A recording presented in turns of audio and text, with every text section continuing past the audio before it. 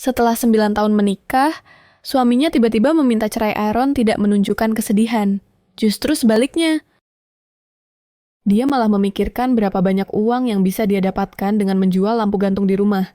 Dia dengan santai mengingatkan suaminya bahwa jika suaminya itu ingin menikahi wanita itu, dia harus merenovasi kamar pengantin mereka.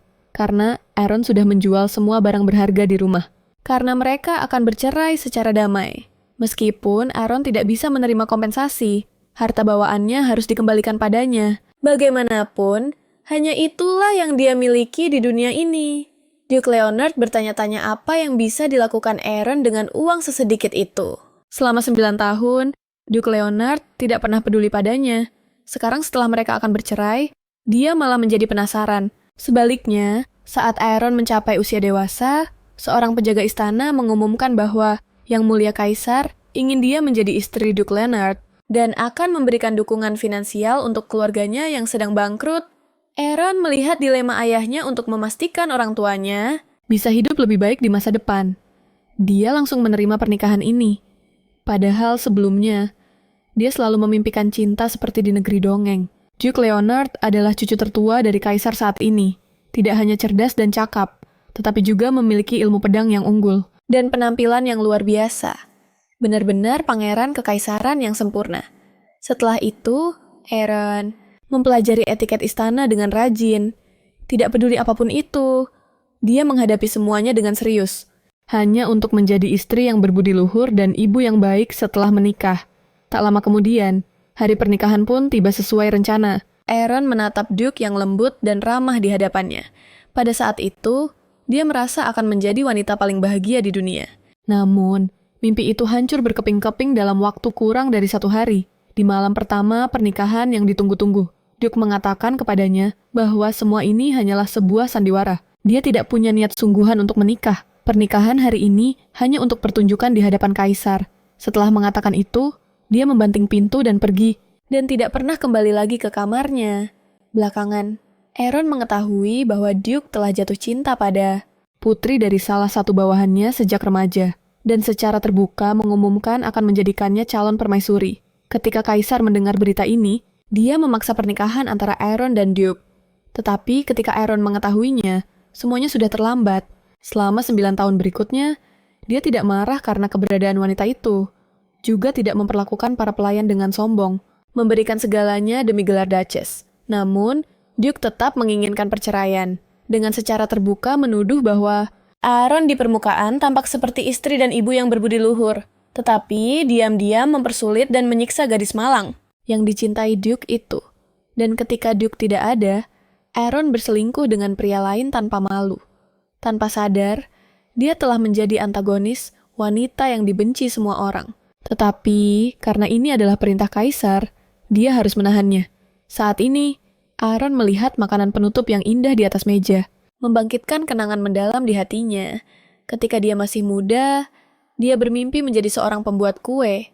Saat dewasa nanti, karena ibunya berkata bahwa mereka adalah keturunan bangsa Elden, indera penciumannya lebih sensitif daripada orang-orang kekaisaran. Dan ibu Aaron sangat ahli dalam membuat makanan penutup.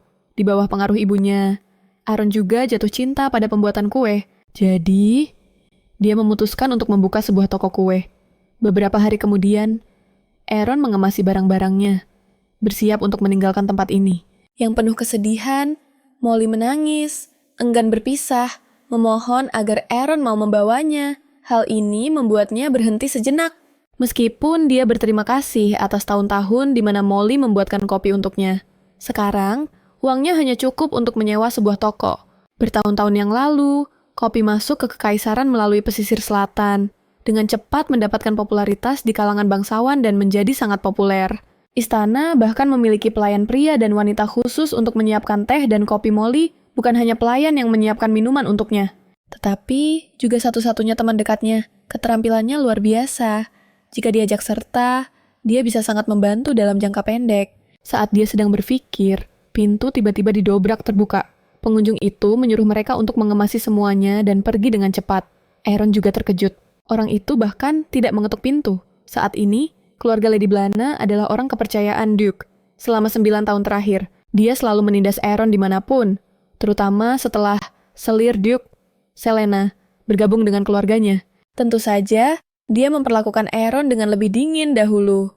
Ayah Aaron secara sukarela pergi ke medan perang untuk mencegah putrinya dianiaya.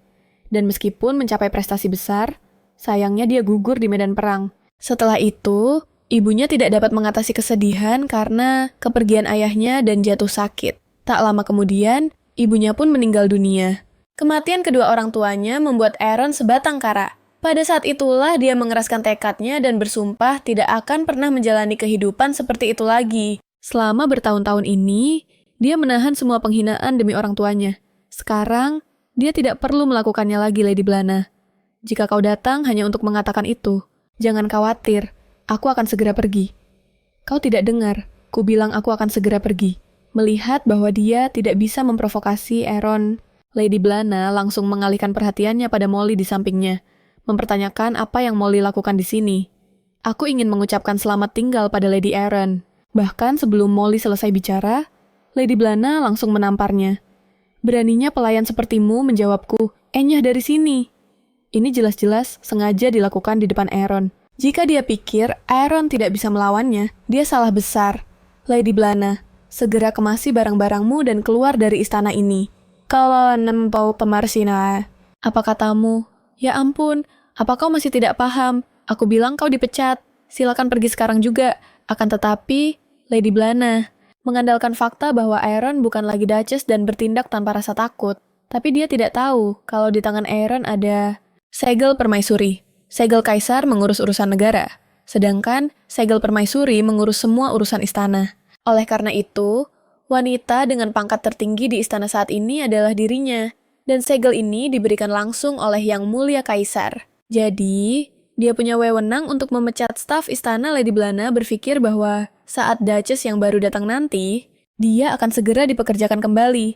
Tapi Aaron langsung menghancurkan harapannya. Perceraian ini dilakukan tanpa izin, saat Kaisar sedang pergi berperang. Dan bahkan ketika Yang Mulia kembali, beliau tidak akan membiarkan masalah ini begitu saja. Jika Duke ingin mengadakan pernikahan yang disetujui oleh Yang Mulia, itu mungkin akan memakan waktu yang sangat lama. Sampai saat itu tiba, kau akan menjadi pengangguran selama beberapa tahun. Mendengar ini, Lady Blana mencoba untuk memohon, Lady Aaron. Namun sebelum dia selesai, Aaron mengoreksinya. Tolong panggil aku Lady Brisia, istri dari Ksatria Amiroza. Beraninya kau sekasar ini padaku, Lady Blana yang marah, kemudian berkata pada Molly, tunggu saja sampai aku kembali. Kau akan kubuat menderita. Namun, ancamannya itu ditakdirkan untuk gagal, karena Aaron sudah memutuskan untuk membawa Molly pergi bersamanya. Dia masih mengucapkan selamat tinggal pada Lady Blana, lalu bersiap meninggalkan tempat yang penuh masalah ini bersama Molly. Dia juga memutuskan bahwa, bahkan jika ada yang memohon padanya untuk kembali, dia tidak akan peduli lagi. Sambil bersiap pergi, dia menandatangani surat perjanjian. Dia mengira bahwa dengan melepaskan gelar Duchess, dunianya akan hancur berantakan. Tetapi ketika dia benar-benar selesai menulis huruf terakhir dan meletakkan penanya, perasaan yang membuncah di hatinya justru dipenuhi dengan fantasi indah yang tak terbatas tentang masa depan. Beberapa hari kemudian di istana, Duke Leonard sedang mengurus dokumen, tapi pikirannya tidak bisa tenang. Kepalanya dipenuhi oleh kata-kata Aaron tentang membuka toko kue dan kafe. Dia menjadi tidak stabil secara mental, karena syok akibat perceraian itu, jika bukan karena Yang Mulia Kaisar yang memaksa mereka bersama. Dia tidak akan memperlakukan Aaron seperti itu. Meskipun mereka bukan benar-benar suami istri, dia tidak pernah mengeluh selama 9 tahun. Sekarang dia terlihat seperti orang yang sama sekali berbeda. Tepat pada saat itu, pengumuman seorang pelayan menyela Yang Mulia, Kaisar telah mengirim surat mendesak. Tanpa pikir panjang, Sang Duke tahu bahwa ini adalah surat untuk membatalkan perceraian dan membawa Aaron kembali. Memikirkan hal itu, dia melempar surat itu ke samping dengan santai. Kemudian, pelayan itu menyajikan hidangan penutup, mengatakan bahwa itu dikirim oleh Nona Selena. Dan di hadapan Leonard, ada hidangan yang sangat menggoda. Di hadapannya, Leonard tidak merasakan apa-apa selain penolakan dan menyuruh pelayan untuk membawa pergi hidangan penutup itu. Sementara itu, Aaron dan Molly mencari agen properti di kota. Mereka perlu menemukan rumah dengan toko yang bisa menampung 2 orang gadis. Toko di lantai bawah, kamar di lantai atas, dan sebaiknya murah. Setelah pertimbangan yang cermat, sang agen menemukan sebuah rumah di Jalan Petro yang sangat sesuai dengan kebutuhan mereka. Penghuni utama di sana adalah para pejabat atau pedagang kaya. Suasana keseluruhannya tenang dan harmonis. Sangat cocok untuk dua wanita menjalankan bisnis. Perabotan di dalamnya juga bisa digunakan dengan bebas dan harganya masuk akal. Molly kemudian menyadari bahwa sepertinya ada halaman di belakang rumah. Ketika Aaron membuka pintu, dia melihat sebuah rumah yang didekorasi dengan indah dan sebuah taman yang menenangkan pikiran. Dia khawatir ruang yang tidak cukup akan menghalanginya membuat makanan penutup dengan benar. Tetapi melihat ruang ini, dia merasa lega. Setelah pertimbangan yang matang, dia membeli tempat itu. Keesokan paginya, Aaron mulai bersiap untuk pembukaan. Setelah Molly kembali dari berbelanja bahan. Melihat Aaron bersih-bersih, Molly berkata bahwa dia bisa menangani pekerjaan itu. Aaron merasa dia bukan lagi seorang Duchess, tetapi melihat ekspresi kecewa Molly, dia tetap memintanya untuk segera menyelesaikannya. Lalu dia mulai memikirkan apa yang akan dimakan hari ini. Dan pergi ke dapur. Dia mengeluarkan sekantong bahan. Sebuah lemon. Dia suka membuat hidangan penutup dengan buah-buahan segar. Dia hanya memeras jus lemon, mencampurnya dengan mentega untuk membuat krim lemon, lalu melapisi sebuah pie yang sudah dipanggang sebelumnya dengan lapisan meringe kocok, dan akhirnya memasukkannya ke dalam oven. Dia memanggangnya sampai permukaan merengek, berwarna sedikit keemasan. Jadilah pie, meringue lemon yang manis dan asam. Melihat Molly masuk setelah selesai bersih-bersih, dia memintanya untuk mencicipi. Aaron bertanya pada Molly, "Kamu suka lemon? Ayo kita makan ini untuk makan siang." "Aku suka. Aku suka buah apa saja," kata Molly sambil menggigitnya dengan lahap. Krim lembut mengalir dari pie lemon yang lezat itu. Aroma lemon yang segar menyelimuti mulutnya bersama dengan meringue yang lembut dan manis. Molly merasa bahwa hidangan penutup buatan Aaron bisa mengalahkan buatan koki istana. Ketika dia masih muda, ibunya memberitahunya bahwa lemon melambangkan penderitaan dan cobaan di pegunungan Eldon. Karena itu ibunya tidak terlalu menyukainya, tapi karena dia menyukainya, ibunya sering membuatkan pie lemon untuknya. Kenapa lemon melambangkan penderitaan? Karena rasanya sangat asam, tapi mengubah rasa asam lemon menjadi manis adalah sesuatu yang ajaib. Kata ibunya, pie lemon adalah hidangan penutup yang mengalahkan penderitaan. Kata-kata itu tetap melekat dalam ingatan Aaron hingga hari ini. Hal ini sangat cocok dengan situasi Aaron saat ini. Dia berhasil menyelinap masuk ke istana, meskipun hanya sekali, dia ingin berbagi hal ini dengan orang itu. Namun, sekarang setelah dia pergi, tidak ada kesempatan untuk mengucapkan selamat tinggal dengan layak. Di saat yang sama, di istana, seorang pemuda berambut hitam mendesah karena dia sudah lama tidak kembali. Di sisi lain, Nona Blana mengeluh bahwa setelah bekerja selama lebih dari 10 tahun, dia disingkirkan. Tapi Anda akan segera menjadi Duchess. Jadi, aku tidak perlu khawatir. Wanita ini adalah Selena, selir dari Leonard. Kudengar Nona Aaron ingin membuka toko kue. Benar. Wanita itu sudah mencari toko yang cocok. Haruskah kita menghentikannya? Nyonya, kamu tidak perlu khawatir soal itu. Meskipun aku tidak paham soal kuliner, sebuah toko kue tidak akan bisa bertahan tanpa kopi. Setelah Aaron pergi, gosip di istana tidak pernah berhenti. Seorang bangsawan rendahan yang membeli gelar dengan uang, nyatanya berhasil menjadi Duchess. Mereka yang berkata begitu hanya ingin mencari perhatian sang Duke. Jadi, mereka bersikap ramah di depan, sambil bergosip di belakang punggungnya. Tapi, aku tidak akan peduli dengan semua itu selama aku menduduki posisi ini di sisinya. Tidak peduli seberapa sulit jalan di depan. Aku rela membayar harga berapapun. Salam, Yang Mulia. Kudengar akan ada pesta dansa di kediaman Flynn malam ini. Bersediakah Anda menjadi pasangan dansaku? Tiba-tiba, adiknya muncul di hadapan mereka. Sang Duke bertanya, "Mengapa kau tidak berada di sisi Yang Mulia? Kakek sedang tidak dalam suasana hati yang baik belakangan ini." Semua orang memperhatikan raut wajahnya. Jadi aku hanya bisa kembali diam-diam. Grand Duke Carlos Roy adalah satu-satunya adik laki-laki Leonard, sekaligus pewaris takhta kedua. Setelah keluarganya hancur, dia juga menerima perlakuan layaknya anggota kerajaan. Setelah ayah kandung Charles tewas saat melindungi putra mahkota, untuk membalas budi temannya yang telah menyelamatkan nyawa putranya, beliau mengadopsi Carlos yang masih muda. Menanggapi sapaan Selena, dia tetap acuh tak acuh, dan malah bertanya kemana perginya kakak iparnya. "Kenapa kau ingin tahu tentang keberadaan istriku? Bagaimanapun, kami sudah hidup bersama sebagai keluarga selama 9 tahun. Kurasa kakek juga ingin tahu." Komentar itu langsung merusak suasana hati Leonard. Jika dia penasaran, biarkan dia mencari tahu sendiri. Selena ingin mengatakan sesuatu, tapi Leonard bilang dia sudah punya acara lain. Hari ini, menyuruhnya untuk pergi sendiri, lalu dia berbalik dan pergi. Jadi, kemana sebenarnya sang kakak ipar pergi? Di toko kuenya. Aaron sedang menyelesaikan persiapan hidangan penutup, lalu memasukkannya ke dalam oven. Tak lama, dia menyajikan makaron buah yang baru matang, lengkap dengan hiasan terakhir. Meskipun sudah lama tidak membuatnya, hasilnya tetap sangat memuaskan baginya. Molly, aku membuat beberapa makaron. Nona Aaron, aku baru saja menyeduh kopi. Dengan begitu, makaron manis berpadu dengan kopi. Panas yang baru diseduh. Kopi buatan Molly memang yang terbaik, dan makaron buatan Nona Aaron tak terkalahkan.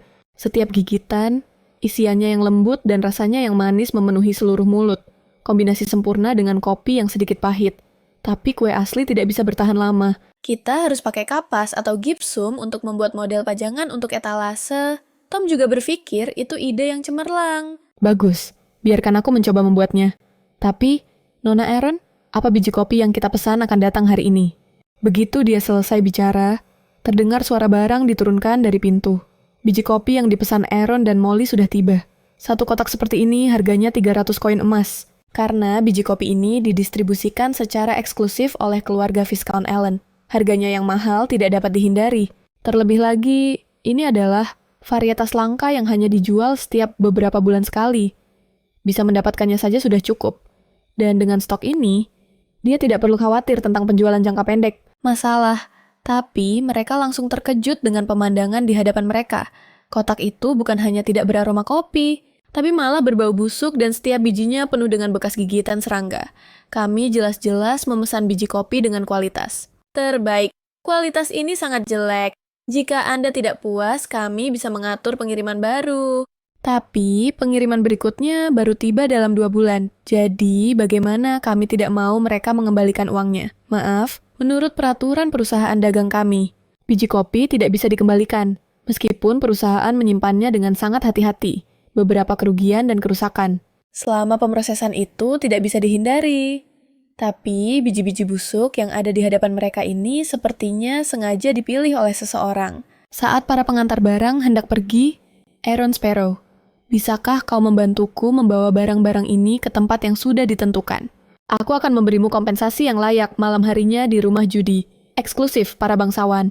Aaron kembali mengenakan pakaian bangsawan. Hanya dengan begitu, para penjaga tidak akan menolak masuk. Kudengar perjudian sangat populer. Tempat ini bahkan lebih mewah. Dari yang dirumorkan, dia datang ke sini untuk mencari Viscount Allen. Orang yang menjual pasokan kopi itu, Viscount itu menjadi kaya mendadak. Setelah mendapatkan hak distribusi kopi eksklusif, jadi sekarang dia menghamburkan uang tanpa batas. Lalu, Aaron mengetuk pintu. Lama tidak bertemu. Viscount Allen. Allen tahu kenapa Aaron datang. Tapi dia tidak peduli dengan wanita di hadapannya ini. Karena dia bukan lagi seorang duchess. Tapi Aaron berkata, dia memberikan biji kopi itu kepada yang mulia kaisar. Hal itu membuat Allen tidak bisa tenang. Karena Allen pikir Aaron akan memakainya sendiri. Jadi dia sengaja memilih barang jelek untuk dikirimkan. Jika barang-barang ini sampai ke istana, akibatnya tidak akan terbayangkan. Aaron bertanya, apa yang salah dengan biji kopinya? Bukankah itu seharga 300 koin emas? Biji kopi kualitas premium. Allen tidak menyangka Aaron akan menggunakan cara seperti ini untuk membalasnya.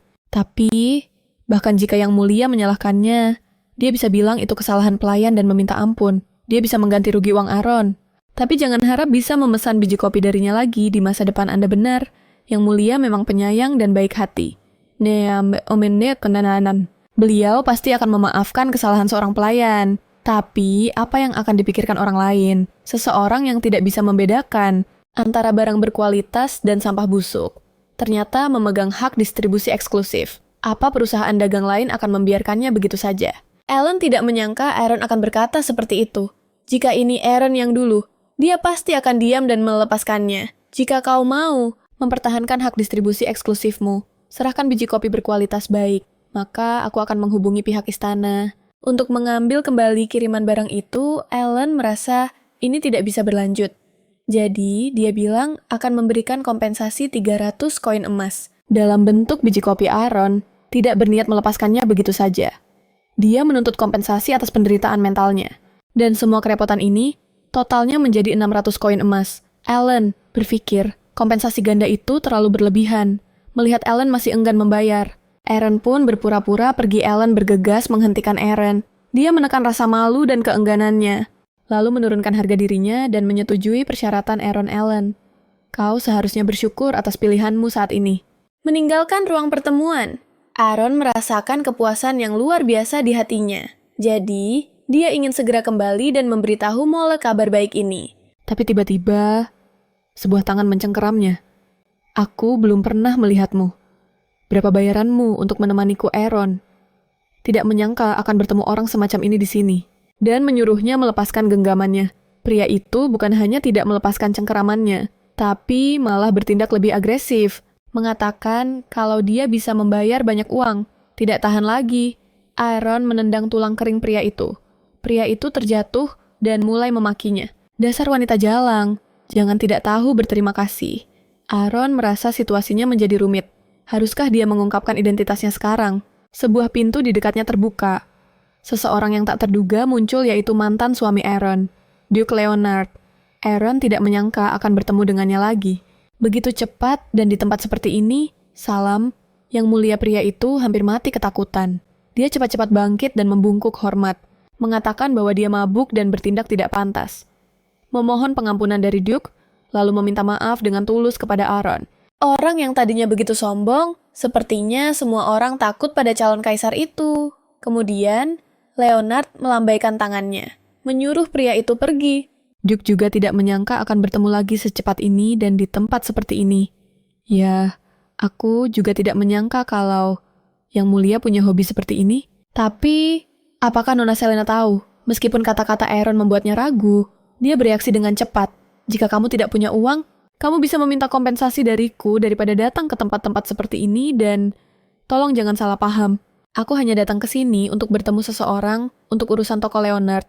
Mengira Aaron hanya bicara omong kosong soal membuka toko kue. Tapi dia tidak menyangka Aaron benar-benar serius. Aku tahu kamu membenciku, tapi kamu tidak perlu sejauh ini untuk balas dendam. Aaron tidak mengerti bagaimana orang di depannya ini menghubungkan hal ini dengan masalah yang sama sekali tidak relevan. Selama 9 tahun pernikahan mereka, Aaron sebenarnya tidak tahu apa-apa tentangnya. Baru sekarang dia sadar kalau Duke di hadapannya ini begitu merasa benar sendiri. Ini juga membuatnya teringat adegan-adegan di masa lalu, di mana wanita licik itu berpura-pura menjadi korban. Semua orang yang melihatnya mengira Aaronlah yang menindasnya. Karena cemburu Duke mencintai Selena, Aaron tidak bisa membela diri. Dia pikir Duke akan mempercayainya. Tapi satu kata dari wanita licik itu membuatnya percaya sepenuhnya. Dan bahkan menyalahkan Aaron karena melakukan hal-hal yang tidak masuk akal. Ini juga membuat Aaron sadar bahwa tidak ada tempat untuknya di hati Duke. Ingatan itu berhenti di sini. Aku ingin membuka toko, bukan karena kamu atau wanita itu. Aku selalu bermimpi memiliki tokoku sendiri di tempat yang indah. Membuka sebuah toko kue kecil. Akhirnya, hidup damai dengan orang yang kucintai selamanya. Sebuah mimpi sederhana yang tidak akan pernah. Yang mulia pahami saat Aaron berbalik untuk pergi. Duke menghentikannya. Selama 9 tahun terakhir, meskipun hubungan kita tidak baik, aku tidak ingin melihatmu menderita jika kamu kekurangan uang. Aku bisa memberimu uang agar hidupmu lebih baik. Jika kamu menginginkan hal lain, aku juga bisa menyediakannya. Jika ini terjadi 9 tahun yang lalu, Aaron pasti akan sangat bahagia seperti orang bodoh mendengar kata-kata ini. Tapi sekarang tidak ada lagi tempat untuk Duke di hatinya. Jika memungkinkan, Aaron tidak ingin melihat pria ini lagi. Jadi, tolong jangan ikut campur lagi dalam urusanku. Setelah Aaron pergi tanpa menoleh ke belakang, seorang pelayan mencari Leonard dengan panik. Uangnya sudah ditransfer. Kita bisa mendapatkan senjata itu dalam bulan ini. Bagus, urusan ini tidak boleh ada kesalahan. Pada saat yang sama, Aaron kembali ke toko kuenya. Dia merasa lelah secara fisik dan mental karena kejadian hari ini. Tetapi saat melihat toko kuenya sudah dekat, dia meninggalkan semua perasaan buruknya. Molly, aku pulang, dan kita bisa mendapatkan biji kopi itu lagi. Nona Aaron, Anda sudah kembali. Tadi ada pelanggan di toko. Pria itu berbalik dan memanggil nama Aaron. Membuatnya terdiam. Karena pengunjung itu adalah Ince, seorang teman lama yang sudah lama tidak ia temui. Bukankah kamu diperintahkan oleh Yang Mulia, Raja untuk kampanye di selatan? Kenapa kamu ada di sini? Karena mendengar tentang situasi Aaron, Dia langsung bergegas kembali begitu perang berakhir dan dia menyalahkan dirinya sendiri. Seharusnya aku mengatakan yang sebenarnya saat itu, jika aku tidak pergi ke selatan, kamu tidak akan menderita begitu banyak ketidakadilan. Aaron merasa terhibur oleh kata-katanya. Sang komandan ksatria pedang suci. Flynn juga adalah teman masa kecilku yang baik hati. Mengingat masa lalu, saat mereka masih muda, Ains menjaga Aaron seperti seorang kakak dan sering menyiapkan kejutan untuknya. Selamat ulang tahun, Aaron. Karena ulang tahun, Aaron semakin dekat. Ains meminta ibu Aaron untuk mengajarinya cara membuat kue. Saat Aaron menggigit kue itu, kebahagiaan yang tak terlukiskan menyelimutinya, dan dia berterima kasih kepada Ains atas hadiah ulang tahunnya. Melihat ekspresi bahagia Aaron membuat Ains merasa bahwa semua usahanya sepadan. Aaron, aku akan membuatkan kue ulang tahun untukmu setiap tahun. Namun, dia tidak bisa menepati janji itu. Tiba-tiba, suatu hari, dia memberitahu Aaron bahwa dia akan pergi ke sekolah militer.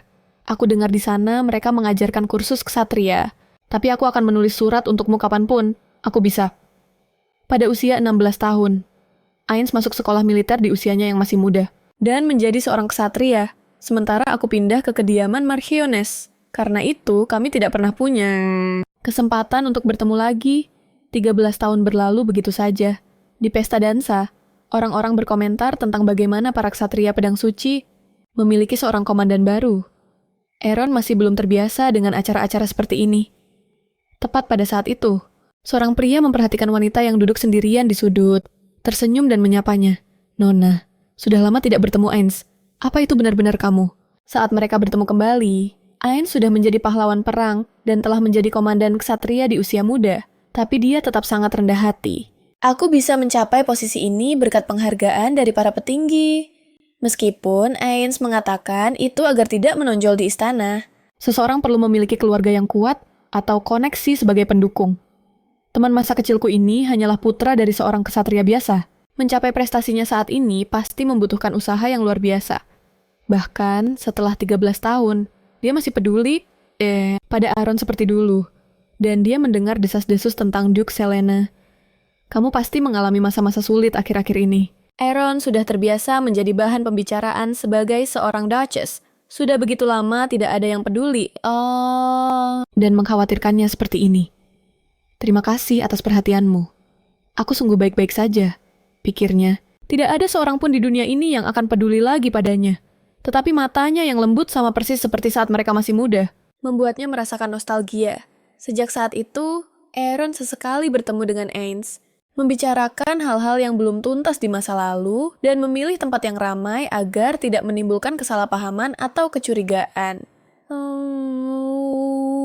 Tapi Aaron tetap sangat berhati-hati, karena dia tidak ingin Ains terkena gosip. Aku sudah terlalu lama di luar. Aku harus segera kembali, tapi cerita tidak pernah berjalan sesuai rencana. Dia pikir dengan berhati-hati akan menghindari masalah. Sampai insiden itu terjadi. Suatu kali, Ains muncul berlumuran darah di semak-semak. Aaron kebetulan mendengarnya dan ketika dia membuka pakaian Ains, dia melihat darah hitam dengan bau yang menyengat dan busuk. Luka-luka yang mengerikan dan parah muncul di tubuh Ains. Aaron ingat bahwa iblis memancarkan aura jahat. Dan aura ini menyebabkan keracunan. Tanpa pengobatan, racun itu akan menggerogoti seluruh tubuh, menyebabkan kematian dalam waktu singkat. Baru-baru ini, Aaron merasa bahwa Ains tidak baik-baik saja, tapi dia tidak menyangka Ains menyembunyikan rahasia seperti itu. Tepat pada saat itu, suara orang lain yang sedang berbincang terdengar dari luar semak-semak. Para nona, aku dengar pemandangan danau di taman belakang ini sangat indah. Aku harus menyembunyikannya dulu. Meskipun racun iblis tidak menular, yang terinfeksi bisa menjadi iblis baru.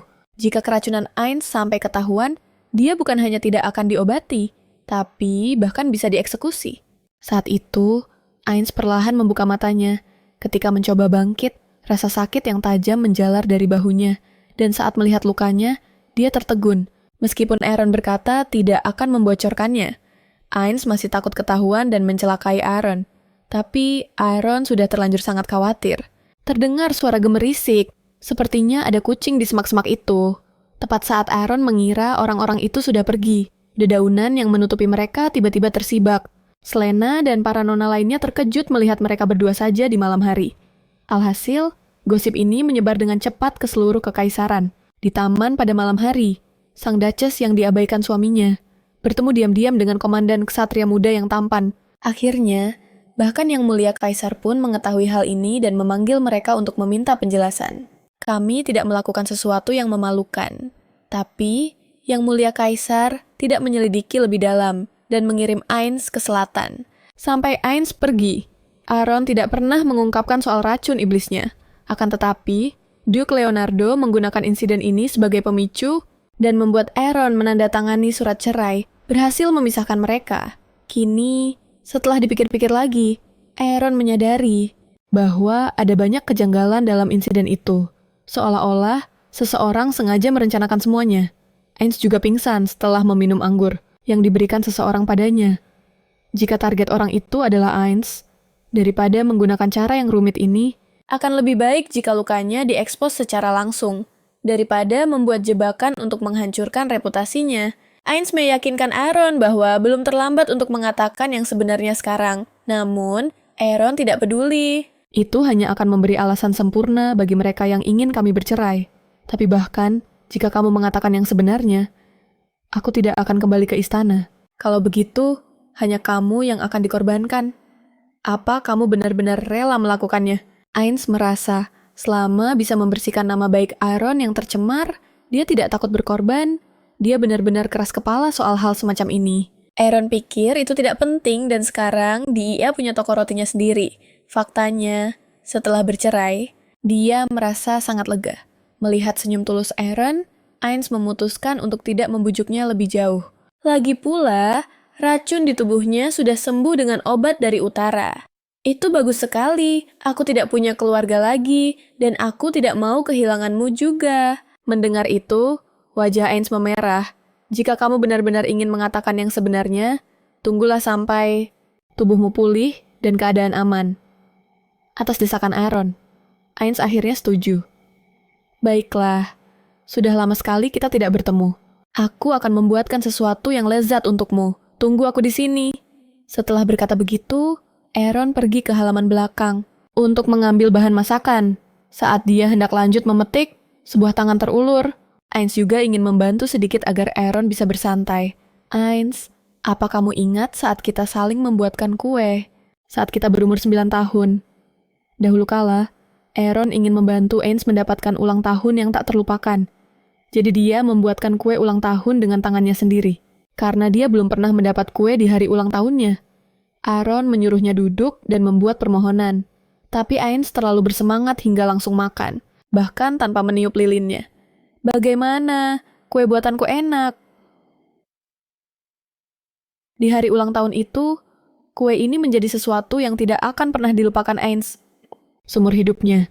Sekarang, Aaron pergi ke kebun untuk mengambil bahan masakan, dan Ainz membantunya agar dia tidak terlalu lelah. Keduanya mengobrol dan tertawa mengenang masa kecil mereka. Melihat senyum tulus Aaron, Ainz tidak bisa berhenti menatapnya. Dia berpikir bahwa setelah dewasa, dialah yang akan berada di sisi Aaron. Karena itu, dia berlatih di Ordo Ksatria untuk mendapatkan status dan posisi agar bisa melamarnya. Tapi masa-masa indah itu tidak berlangsung lama. Sebuah koran menghancurkan semua fantasinya. Meskipun wajah pasangan di foto itu tidak jelas, dia yakin itu adalah Aaron. Wanita itu menjadi seorang Duchess setelah itu, Duchess yang terlalu percaya diri dengan menikahi sang Duke. Kekaisaran menyebarkan rumor perundungan terhadap selir muda Duke karena cemburu. Ketika dia mendengar itu, dia mati-matian mencoba masuk ke istana, tapi akhirnya malah diracuni dan justru membahayakan Aaron. Saat dia tenggelam dalam pikirannya, Aaron berkata, "Tomat ini sudah cukup, ayo masuk." Setelah berdiri, Aaron menghela napas bahwa pria itu masih sebaik dulu. Ainz berpikir, selama wanita itu bahagia, dia bisa melepaskannya. Tapi sekarang melihat Aaron, dia tanpa sadar ingin berada di sisinya. Dia memutuskan, setelah pulih, tidak.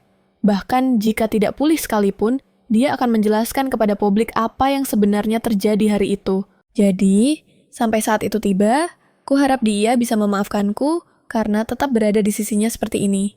Tentu saja, sayuran dan buah yang baru dipetik harus dicuci. lalu dipotong dengan ukuran yang pas. Aaron menyiapkan bahan-bahannya, siap untuk membuat sup daging tomat. Meskipun terlihat sulit, ini lebih sederhana dari yang dibayangkan. Pertama, panaskan wajan dan tumis dagingnya. Saat permukaan daging matang, tambahkan sayuran yang sudah dipotong dan lanjutkan menumis. Terakhir, masukkan bahan-bahan yang sudah ditumis. Bumbu dan tomat ke dalam kaldu untuk dimasak. Dan jadilah sup daging tomat yang hangat dan lezat. Meskipun ini bukan hidangan mewah. Aku harap ini sesuai seleramu. Begitu mereka mulai makan, perasaan yang tak terlukiskan memenuhi hati Ans. Dan, meskipun Aaron mencoba menghentikannya, dia mulai makan dengan lahap. Akhirnya, Aaron harus menghentikannya. Atau, dia akan menjilati piringnya sampai bersih. Ans berkata, meskipun aku sudah mencoba segala macam makanan lezat, tidak ada yang bisa menandingi masakanmu. Kan, masakan Nona Aaron benar-benar yang terbaik. Tomat segar dengan daging, rasa kaya dari kentangnya. Ini sempurna sekali. Mau tambah semangkuk lagi, Nona Aaron tidak hanya pandai memasak, makanan penutupnya bahkan lebih luar biasa. Setelah tokonya buka, pasti akan sukses besar. Tapi, Ans bertanya-tanya apa sebenarnya nama tokonya. Aku sudah memikirkannya sejak lama. Terinspirasi oleh ibuku tercinta yang biasa membuatkanku makanan penutup saat kecil. Pohon lemon. Lemon melambangkan kepahitan dan cobaan, tapi bisa diubah menjadi manisan yang lezat. Sementara itu, di kediaman kaum seseorang, beberapa wanita bangsawan berkumpul di sini, saling menyanjung satu sama lain, mengatakan bahwa Selena adalah wanita tercantik di kekaisaran. Kudengar Duchess itu diceraikan karena perselingkuhan. Tepat saat Selena hendak berpura-pura, ya ampun, yang mulia, Grand Duke ada di sini. Grand Duke yang sudah lama tidak terlihat, kini semakin tampan. Ketika Charles menyadari tatapan itu dan melihat Selena, dia tiba-tiba membuang muka. Para wanita lain mengira dia sedang menatap mereka, tanpa tahu bahwa dia sebenarnya sedang melihat Selena. Sudah sejak lama, Charles tidak menyukainya, tapi dia tidak pernah mengejek atau menghina wanita itu dengan kata-kata. Sebaliknya, dia memperlakukannya seolah-olah dia tidak ada dari awal hingga akhir. Untuk menghindari diperlakukan seperti itu di depan semua orang, Selena mencari alasan dan pergi lebih dulu. Setelah dia pergi, beberapa orang berdiskusi. Duchess yang diusir itu membuka sebuah toko di timur. Sepertinya itu toko kue. Tapi kenapa di tempat yang begitu terpencil? Apa ini untuk menghindari pandangan orang dan bisa berduaan dengan Komandan Ksatria Lefrem? Lagi pula, menurut rumor sebelumnya, mereka adalah sepasang kekasih. Mendengar hal itu, Kayla berhenti di tengah jalan. Permisi, apa yang barusan Anda maksudkan? Dengan sepasang kekasih yang baru saja Anda sebutkan. Semua orang terkejut dengan suara yang tiba-tiba itu dan langsung berdiri dengan hormat. Seraya berkata, Yang Mulia Adipati Agung, maaf sudah membuat kalian semua kaget. Aku tidak sengaja mendengar cerita yang menarik. Aku harap kalian bisa memaafkanku karena menguping. Semua orang terpesona dengan sikap Adipati Agung yang lembut dan berkelas. Dan langsung melupakan rasa takut mereka. Charles memanfaatkan kesempatan itu untuk bertanya, kalian tadi membicarakan kakak iparku, tapi itu adalah hal yang dilarang oleh Yang Mulia, Kaisar untuk dibicarakan. Jadi mereka hanya berani membicarakannya secara tertutup. Charles pun menyadari kesulitan mereka, dan berkata bahwa dia tidak akan melapor pada kakeknya. Melihat penampilan Charles yang tulus, wanita bangsawan itu pun menurunkan pertahanannya di sebuah tempat terpencil di istana. Dia dan Komandan Ksatria Lefrem terlihat sedang berpelukan, dan mereka bersembunyi di semak-semak. Apa yang dilakukan seorang pria dan wanita saat berduaan di tempat seperti itu? Sudah sangat jelas, bukan? Dan setelah perceraian, dia membuka tokonya di pinggiran kota. Itu jelas untuk bertemu. Secara diam-diam dengan kekasih gelapnya. Charles hampir pingsan mendengar kata-kata itu. Apa kau menyaksikan hal-hal itu secara langsung? Di bawah tekanannya. Dua wanita lain mengaku bahwa mereka mendengarnya dari seorang pelayan. Ketika Charles menanyakan nama pelayan itu, wanita bangsawan itu ternyata tidak tahu siapa orang itu. Pada saat itu, dia sangat menyesali mulutnya yang tidak bisa dijaga. Bagaimanapun juga, orang di hadapannya adalah satu-satunya Adipati Agung di Kekaisaran, dan juga orang yang secara terang-terangan disayangi oleh Yang Mulia Kaisar. Yang Mulia Adipati Agung, mohon ampuni saya. Saya seharusnya tidak berbicara tanpa berpikir. Jika kau masih ingin hidup, lebih baik jangan menyebarkan omong kosong lagi.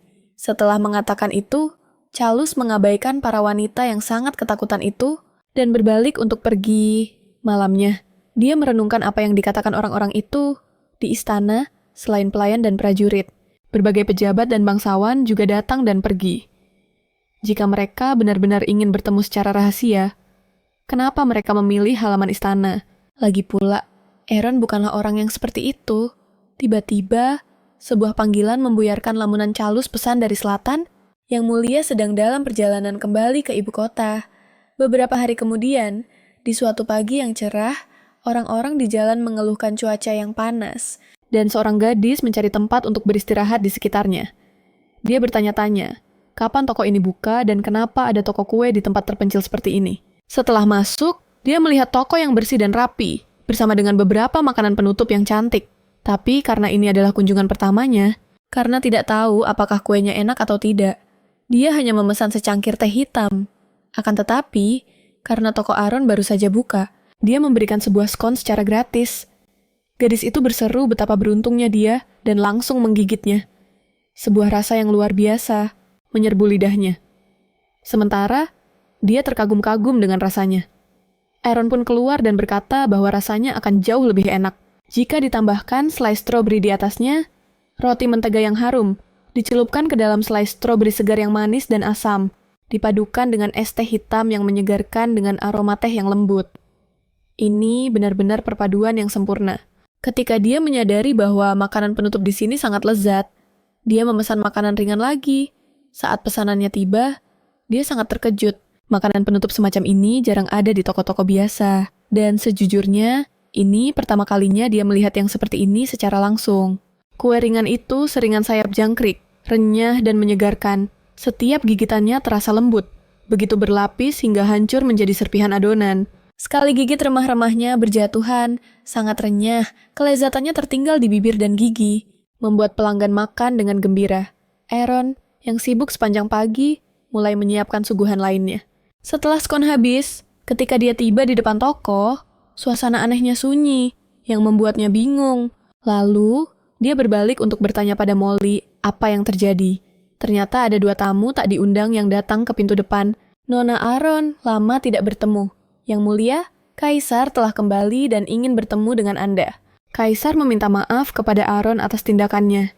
Dia mendengar bahwa setelah pernikahan Leonard terus mengabaikannya. Meskipun dia tahu bahwa Duke tidak menyukai pernikahan ini. Dia tidak menduga akan berakhir seperti ini. Kaisar meminta maaf lagi dan membungkuk. Kepada Aaron, Yang Mulia, saya baik-baik saja. Anda tidak perlu melakukan ini. Apa yang telah Anda lakukan untuk orang tua saya sudah cukup membuat saya berterima kasih. Kaisar berjanji bahwa selama dia hidup, dia akan melindungi Romulus. Beberapa hari kemudian, seorang ajudan datang ke toko Aaron. Ajudan itu menyampaikan bahwa Kaisar ingin membawa Aaron kembali ke istana. Apa dia memerintahkanku untuk kembali? Kaisar tahu, dia telah berbuat salah. Jadi, dia hanya meminta Aaron untuk kembali ke istana. Namun, dia akhirnya berhasil kabur dari tempat yang menyesakan itu. Jadi, dia tidak berencana untuk kembali. Tolong sampaikan pada Yang Mulia bahwa saya sangat berterima kasih padanya selama ini. Begitu ajudan itu menerima jawaban dan bersiap untuk pergi. Aaron memanggilnya kembali, lalu menata makanan penutup di atas meja dan mengikatkan pita cantik di atasnya. Meskipun ini bukan apa-apa, ini adalah hadiah dariku. Bisakah Anda membantuku mengantarkannya kepada Yang Mulia? Tak lama kemudian, ajudan itu kembali ke istana dengan membawa hadiah tersebut. Meskipun sudah menduga akan ditolak, hatinya tetap dipenuhi kepahitan. Dia segera memerintahkan untuk memanggil Duke Leonard. Kau pasti tahu kenapa aku memanggilmu ke sini.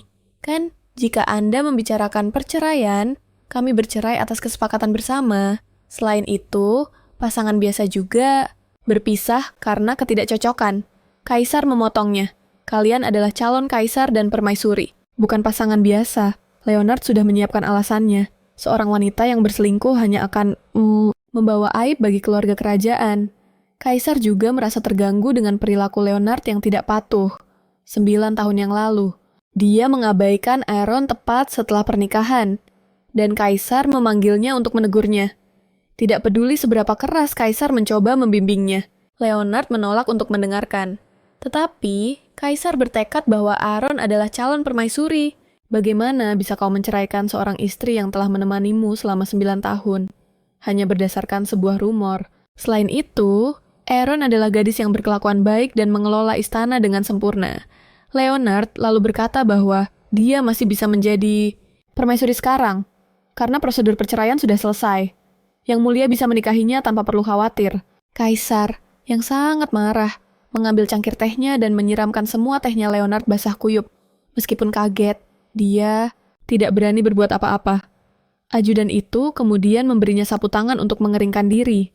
Aku ingin kau membawa Aaron kembali. Leonard menolak tanpa berpikir, karena mereka sudah menandatangani perjanjian cerai. Dia tidak mau kehilangan muka dengan membawa Aaron kembali.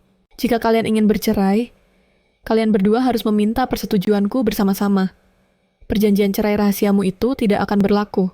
Saat Leonard hendak mengatakan sesuatu lagi, Kaisar berkata bahwa ini bukanlah pemberitahuan, melainkan sebuah perintah. Setelah meninggalkan kamar Kaisar, Leonard kembali ke kamarnya dengan marah dan mengusir semua orang keluar dari ruangan itu. Selena ingin bertanya apa yang terjadi, tetapi disambut dengan tatapan yang sangat dingin dari Leonard. Lalu pintu yang dingin itu pun menguncinya di luar. Sepertinya keadaan tidak berjalan seperti yang diharapkan Selena. Dia pikir begitu Aaron pergi. Dia bisa menjadi Duchess. Jadi dia menaruh obat ke dalam anggur sang komandan ksatria. Tetapi obat itu tidak bekerja sepenuhnya. Sehingga adegan panas itu tidak terjadi. Dia pikir yang mulia akan menyerah pada Aaron dan menerimanya sebagai gantinya. Tetapi karena perceraian pribadi sang Duk, yang mulia bahkan menolak upacara penobatan putra mahkota. Dia benar-benar tidak mengerti apa yang membuat Aaron lebih baik darinya. Mengapa yang mulia Kaisar begitu menyukai Aaron? Jika Aaron menghilang, apakah dia akhirnya akan menyerah? Ada sebuah gosip yang menyebar di seluruh kota. Mantan kepala koki pastry istana telah membuka sebuah toko di bagian timur ibu kota. Bahkan istana mengirim orang untuk membujuk koki pastry ini agar kembali. Sekarang, dia masih memasok makanan penutup khusus untuk istana. Semua orang penasaran. Untuk mengetahui siapa sebenarnya orang ini, banyak orang melihat kereta dengan lambang kerajaan terparkir di depan toko. Dan peralatan makan yang digunakan di toko itu semuanya sangat mewah. Coba pikirkan, apa mungkin pemilik toko kue biasa mampu membeli barang-barang semahal itu? Saat semua orang berbicara dengan penuh semangat, seseorang menyela gosip-gosip ini, pemilik toko kue mengatakan bahwa itu semua bohong, pasti ada alasan tersembunyi. Istana mungkin menuntut pemiliknya untuk menjaga rahasia. Jadi, pemilik toko itu akan menyangkal kebenaran gosip tersebut. Itu pasti karena toko ini benar-benar memasok makanan penutup untuk istana. Pada saat ini, Aaron sangat sibuk dengan bisnisnya yang laris manis, sehingga tidak punya waktu untuk beristirahat. Setelah istirahat sejenak, dia mulai memotong apel lagi, lalu menutupi potongan apel dengan adonan pie. Setelah menyiapkan semuanya, dia memasukkan pie apel itu ke dalam oven untuk dipanggang. Dia baru-baru ini menerima hadiah dari mantannya dan sedang berpikir untuk mencari waktu yang tepat untuk berterima kasih padanya. Sebelum itu, sebuah kereta yang penuh dengan perabotan tiba-tiba muncul di depan toko.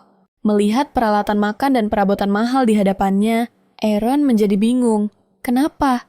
Dia tidak punya cukup uang untuk membeli semua barang ini. Tak lama kemudian, kebingungannya terjawab oleh sebuah surat. Pengantar barang menyerahkannya, dan dia pun tahu bahwa semua barang ini adalah hadiah dari mantannya. Dia tidak perlu mengirimiku begitu banyak barang. Sekarang setelah menjadi komandan ksatria, dia jadi boros sekali. Saat Aaron mengeluh, pie apel dengan aroma apel yang lembut dan warna yang cantik keluar dari oven. Tepat saat dia pergi ke ruang depan.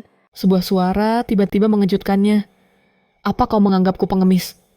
Dia tidak lagi peduli dengan makanan di tangannya, dan bergegas untuk melihat. Molly jatuh ke lantai.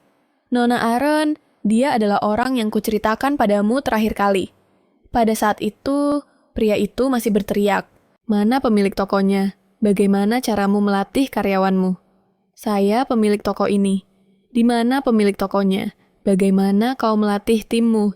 Saya pemilik toko ini. Sebenarnya apa yang terjadi? Kenapa Anda begitu kasar?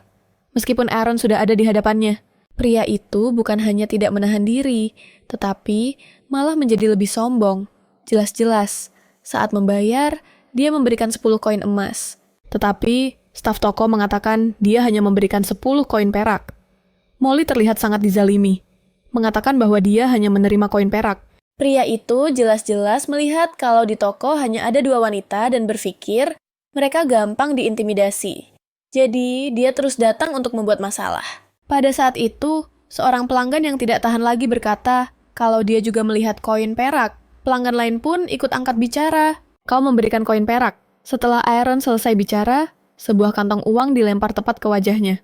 Aku jelas-jelas membawa koin emas dan beberapa koin tembaga. Buka dan lihat saja sendiri Aaron sekarang seperti air tenang sebelum badai datang. Dia dengan anggun mengambil kantong uang yang jatuh dan hanya mengeluarkan beberapa koin tembaga dari dalamnya. Sementara pria itu masih terus mengoceh tanpa henti.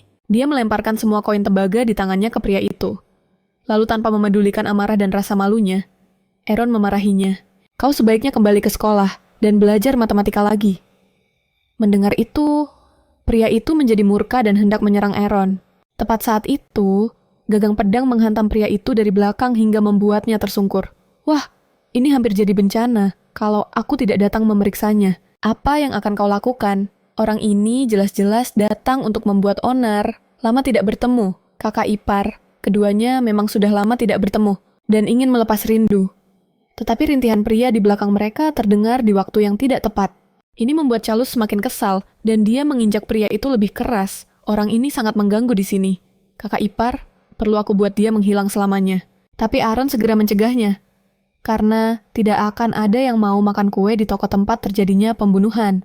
Mendengar hal itu, Charles menyuruh pria itu enyah. Setelah Aaron meminta maaf kepada para pelanggan di toko, dia berbalik untuk menanyakan pada Carlos kenapa dia datang. Ternyata Carlos mengetahui lokasi Aaron dari sebuah pesta sebelumnya. Jadi, dia datang untuk menemuinya. Aaron pun berterima kasih atas bantuannya. Tetapi, karena toko sedang ramai, Aaron menyarankan mereka pindah tempat untuk minum teh dan mengobrol. Tapi, melihat toko Aaron yang ramai pelanggan, Charles berkata kalau mampir saja sudah cukup dan dia tidak mau mengganggu bisnisnya. Lalu dia pergi begitu saja. Ini membuat Aaron bertanya-tanya, apa Carlos benar-benar hanya datang untuk berkunjung? Tak lama kemudian, sebuah kereta kuda mewah berhenti di depan toko kue. Seorang pelayan turun dan ingin memesan kue tart dari Aaron untuk nona mudanya. Katrina, kue itu akan digunakan untuk pesta teh dalam 2 hari. Akan tetapi, Katrina secara khusus meminta Aaron untuk mengantarkannya sendiri. Ini membuat Aaron merasa kalau Katrina bukan sekadar ingin makan kue, tapi Aaron tidak punya alasan untuk takut atau menghindar. Jadi, dia dengan senang hati menerima permintaan itu. Beberapa hari kemudian, Aaron menyiapkan hidangan penutup yang sangat indah untuk pesta teh itu. Tepat saat dia sedang menatanya, sebuah sendok tiba-tiba muncul dan merusak semuanya. Ternyata, itu adalah Charles yang datang diam-diam lagi. Aaron merasa belakangan ini dia datang terlalu sering, dan selalu dengan alasan berkunjung. Tapi aku bukan lagi kakak iparnya, jadi dia mungkin tidak akan mendengarkan perkataanku. Charles kehilangan orang tuanya di usia yang sangat muda. Dan kemudian diadopsi oleh teman ayah kandungnya, sang putra mahkota. Namun, hanya 2 tahun kemudian, putra mahkota juga meninggal dunia secara mendadak karena penyakit. Melihat keadaannya yang menyedihkan, Kaisar memperlakukannya seperti cucu sendiri dengan penuh kasih sayang. Tumbuh di lingkungan seperti itulah yang membentuk kepribadian Charles yang sekarang. Ketika Aaron pertama kali memasuki istana, dia juga sangat terkejut dengan kepribadian Charles. Kakak ipar. Sedang apa? Kakak ipar, ayo main denganku. Kakak ipar, mau makan kue? Saat itu Aaron sudah kewalahan dengan banyak hal dan benar-benar tidak punya sisa tenaga. Tapi setelah mendengar itu, Charles tidak lagi mengganggunya. Dia malah diam-diam memperhatikan dari samping.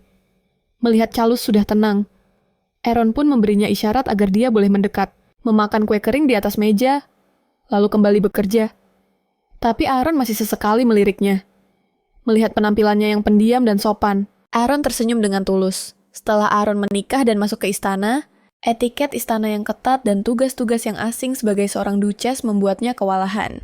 Dan ada beberapa orang yang sengaja mencari-cari kesalahannya. Dalam kehidupan istana yang sulit, kedatangan pemuda yang ramah ini juga menjadi sedikit bantuan bagi Aaron. Setelah itu, meskipun dia sudah dewasa dan tidak pergi ke wilayahnya sendiri, mereka juga tidak punya kesempatan untuk bertemu lagi. Dia tidak menyangka, Carlos akan mencarinya sekarang. Aaron merasa bahwa melihatnya bekerja pasti sangat membosankan baginya, dan menyarankannya untuk pergi ke tempat lain. Tanpa diduga, Charles sudah bosan dengan kehidupan di ibu kota. Isinya hanya pesta dan pesta dansa setiap hari. Tempat ini 100 kali lebih menyenangkan karena tidak ada yang mengganggunya di sini. Aaron juga terhibur dengan kata-katanya yang kekanak-kanakan. Lalu, Charles mengajak Aaron untuk mengunjungi wilayahnya bersama. Tapi, Aaron terlalu sibuk dengan tokonya untuk pergi dan perlu mempersiapkan untuk bisnis keesokan harinya. Ngomong-ngomong, jika kamu ingin makan sesuatu, kamu bisa mengambil kue kering dari lemari. Tapi, kue kering. Dia tidak tahu kalau pria itu sudah melewati usia untuk menyukai kue kering. Namun, Aaron hidup lebih baik dari yang dia bayangkan. Sebelumnya, dia bahkan tidak bisa berkata tidak. Dan ini adalah pertama kalinya dia melihatnya berdebat dengan seseorang, tanpa diduga. Selama hari-hari mereka tidak bertemu, Aaron benar-benar banyak berubah. Tak lama kemudian, Aaron menyiapkan kue untuk keesokan harinya. Dan Molly juga menyiapkan model untuk dipajang. Model-model itu terlihat persis seperti aslinya. Setelah menyiapkan semuanya, Aaron berencana pergi ke Jalan Bayard untuk membeli beberapa bahan. Besok, dia akan mulai menyiapkan kue untuk pesta. Teh Katrina, Molly ingin pergi berbelanja menggantikan Aaron, tapi Aaron ingin memilih bahan-bahannya sendiri. Jadi dia menolak tawaran baik Molly. Sementara itu, setelah dia pergi, sebuah kereta kuda mewah bergerak mendekat. Leonard tampak dipenuhi dengan kemurungan. Di dalam, setelah perselisihannya dengan Kaisar, tidak peduli jam berapapun, dia pergi menemui Kaisar. Dia selalu dihalangi di pintu. Menyatakan bahwa Kaisar hanya akan setuju untuk bertemu saat Aaron kembali. Saat dia tenggelam dalam pikirannya, dia segera tiba di tempat Aaron. Dia benar-benar membuka toko roti. Ini adalah sesuatu yang tidak pernah dia duga. Awalnya, dia pikir Aaron hanya berbicara santai saja. Ketika dia masuk ke toko dan melihat kue-kue yang indah itu, dia bertanya-tanya lagi, apakah Aaron benar-benar yang membuatnya? Kalau dipikir-pikir, sebelum pernikahan, Aaron sepertinya pernah menjual makanan penutup. Rumor itu dia dengar dari Selena. Pada hari ulang tahun Aaron, dia menerima adonan pie sebagai hadiah.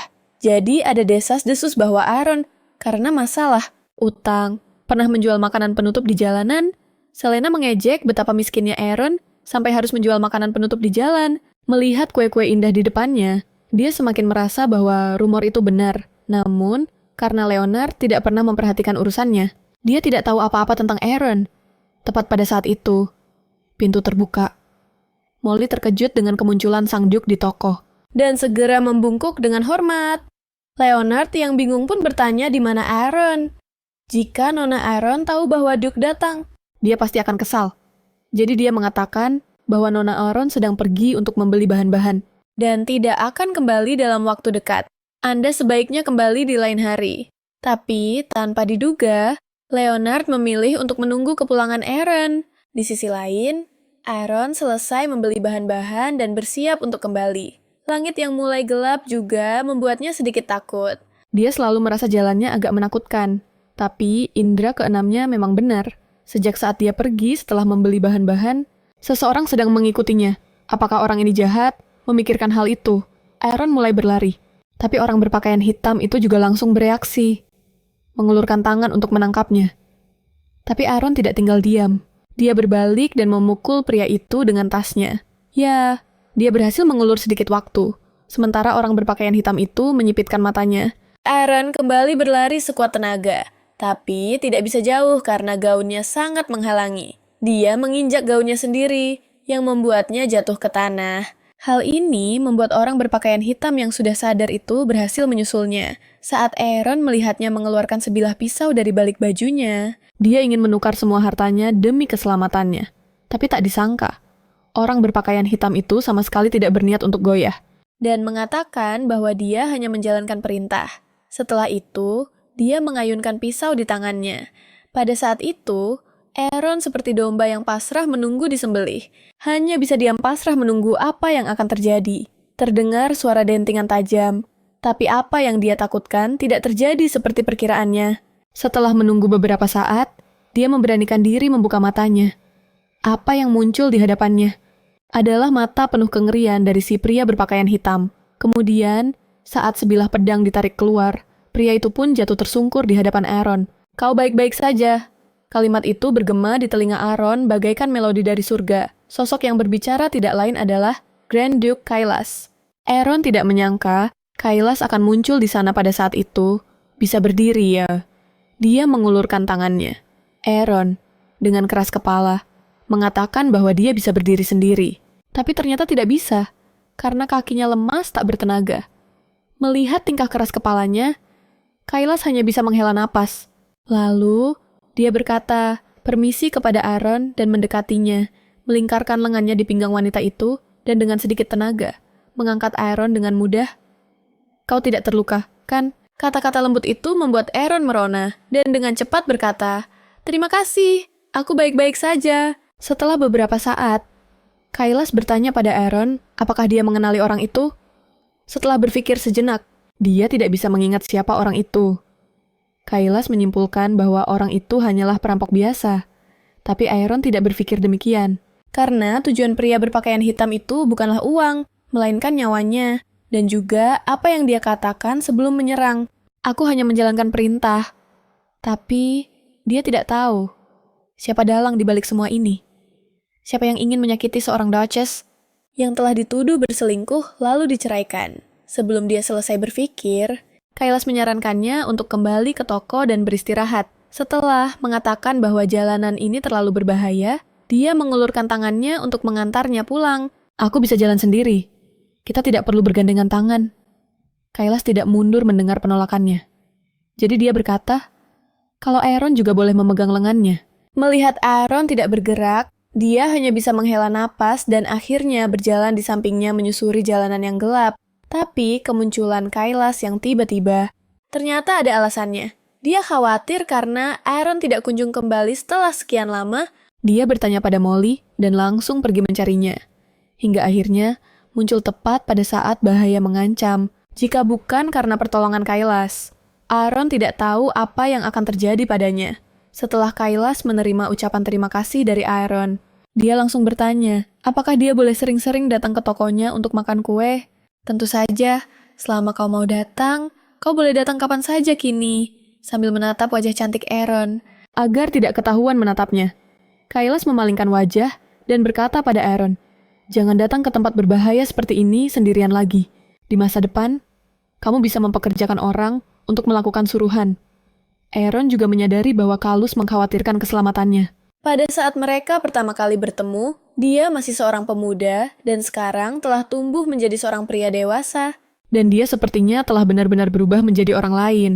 Tak lama, mereka kembali ke toko roti dan Aaron berencana untuk membalas budi atas kebaikan yang telah menyelamatkan nyawanya nanti. Tetapi pintu tiba-tiba terbuka pada saat itu, membuat keduanya tanpa sadar menolehkan kepala. Kalus, kenapa kamu bersama Aaron selarut ini?